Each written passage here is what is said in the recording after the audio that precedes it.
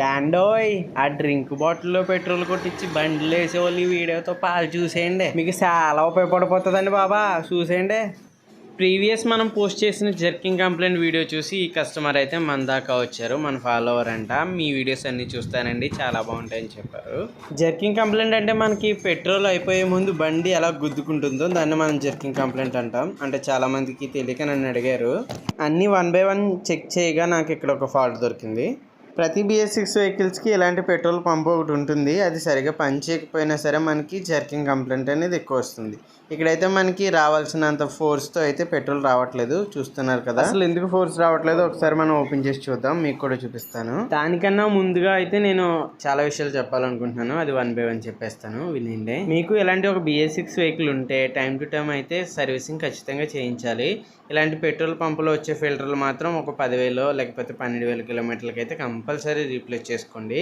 ఇలా ఆగినప్పుడు మాత్రమే రీప్లేస్ చేస్తే కనుక మీకు చాలా ఖర్చు ఎక్కువ ఉంటుంది. ఇక్కడ కనిపిస్తున్నాయి కదా చిన్న చిన్న ముక్కలు, అవి ఏంటి అంటే మనకి థమ్స్ అప్ బాటిల్ లేదంటే స్ప్రైట్ బాటిల్ మూత కింద ఒక రబ్బర్ ఇన్సులేషన్ అయితే ఉంటుంది, గ్యాస్ అనేది లీక్ అవ్వకుండా ఉంటుంది అనమాట.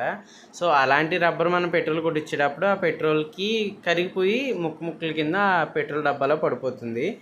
ఆ పెట్రోల్ని మనమేమో ట్యాంక్లో వేసేస్తాం. ఇదైతే ట్యాంక్లోంచి వచ్చే పెట్రోల్ని ఫిల్టర్ చేసి పంపు ద్వారా బయటకు అయితే పంపుతుంది. సో చూసారు కదా, ఇప్పుడు మీకు క్లారిటీగా కనబడుతుంది ఆ మూత వెనకాల ఉండే రబ్బర్ అనమాట. కాబట్టి ఈసారి బాటిల్లో అయితే కొట్టించొద్దు. ఒకవేళ కొట్టించినా అలాంటి రబ్బర్ మూతలు లేనివి మాత్రం కొట్టించండి. ఇప్పుడైతే నేను కొత్త పెట్రోల్ ఫిల్టర్ అయితే బిగించాను, ఒకసారి మీకు చూపిస్తాను ఇప్పుడైతే ఎంత ఫోర్స్గా వస్తుందో ఒకసారి మనం చూసేద్దాం.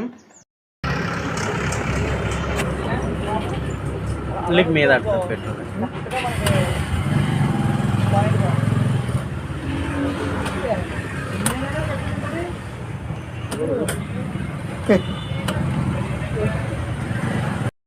ఓకే, చూసారు కదా, ఇందాకడికి ఇప్పటికీ ఫోర్స్ అనేది డబల్ అయింది. రిజల్ట్ అయితే మామూలుగా లేదు.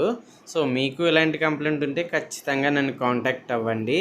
నా కాంటాక్ట్ నెంబర్ అయితే స్క్రీన్ మీద ఇస్తాను. ఓన్లీ వాట్సాప్ చాట్ అయితే నేను అవైలబుల్గా ఉంటాను. సో కామెంట్స్ అవి చూసి రిప్లై ఇచ్చేంత ఖాళీ అయితే ఉండట్లేదు. లేదంటే DM చేయండి, అదే డైరెక్ట్ మెసేజ్ అయినా చేయండి, నేనైతే రిప్లై ఇస్తాను. కస్టమర్ని అయితే నేనైతే ట్రయల్కి వెళ్ళమన్నాను, ఎందుకంటే ఒక 3-4 కిలోమీటర్స్కే బండి అయితే ఆగిపోయేది. తర్వాత ఒక 5 నిమిషాలు 10 నిమిషాలు పక్కన పెడితే స్టార్ట్ అయ్యే కంప్లైంట్ అయితే మనకి స్టార్టింగ్లో రేస్ చేశారు కాబట్టి ఆయనే ట్రయల్ వెళ్ళమన్నాను. సో అంతా చూసి చాలా బాగుందని చెప్పేటప్పటికి నాకు చాలా ఆనందం వేసింది. మీకు కూడా ఈ వీడియో నచ్చితే ఖచ్చితంగా లైక్ చేయండి, సబ్స్క్రైబ్ చేసుకోవడం మాత్రం మర్చిపోవద్దు.